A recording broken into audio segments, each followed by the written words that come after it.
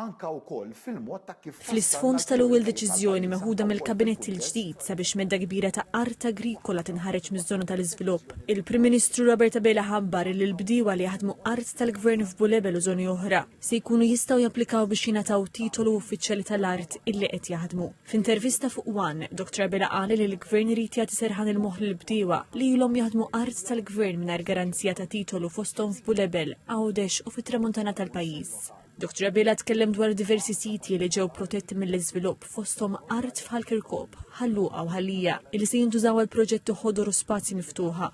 Semma wkoll Manuel Island White Rocks fejn qal li l-Gvern irnexxielu jġib lura art li kienet ippjanata għall-iżvilupp sabiex tintuża għall pubbliku. Ħabbar li l-Parlament se jiftaħ is-sibt li ġej u qal li dan jibgħat messaġġ ċar li l-Gvern irid jimxi malajr u b'effiċjenza fl-implementazzjoni tal-miżuri elettorali. Sostna li l-ewwel 100 jum ser ikunu kruċjali biex jitqiegħed pedament sod tat-twettiq tal-manifest. Ħabbar li fost l-ewwel abbozzi tal-liġijiet se jkun hemm dak relatat ma' laqdiet volontarji biex jitnaqqas il-pis tal-burokrazija u l-ħolqien ta' kummissjoni għall protezzjoni ta' drittijiet fundamentali u drittijiet ċivili. Żied li waħda mill-ewwel riformi tal-leġislatura se tkun fil-liġi tal-IVF fejn qal li l-Gvern se jestendi l-lista ta' kondizzjonijiet ġenetiċi u rari li jistgħu jiġu ittestjati. Dwar l-ekonomija, il-Prim Ministru qal li Malta qed tirreġistra prestazzjoni ekonomika b'saħħitha meta mqabbla ma' pajjiżi oħra Ewropej.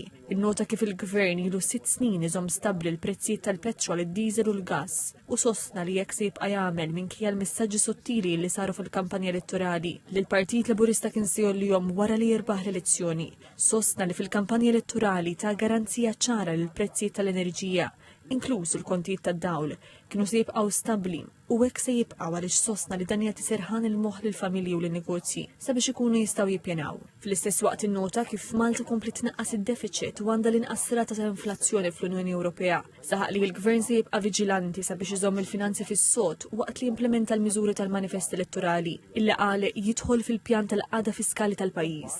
Ħabbar ukoll li madwar 20,000 persuna applikaw għall-iskema AI għal kulħadd u sostna li l-edukazzjoni u t-tisħiħ tal-ħiliet jibqgħu kruċjali biex il-pajjiż ikun jista' jattira investimenti ġodda. Matul l-intervista l-Prim Ministru ringrazzja l-elettorat għal-mandat b'saħħtu li tal-Partit Laburista u qal li dan ippermetta lill-Gvern jaqgħad tim b'saħħtu biex iwettaq manifest elettorali ambizzjuż bilan li jkompli jtejjeb il-kwalità tal-ħajja tal-poplu Malti u Għawċi.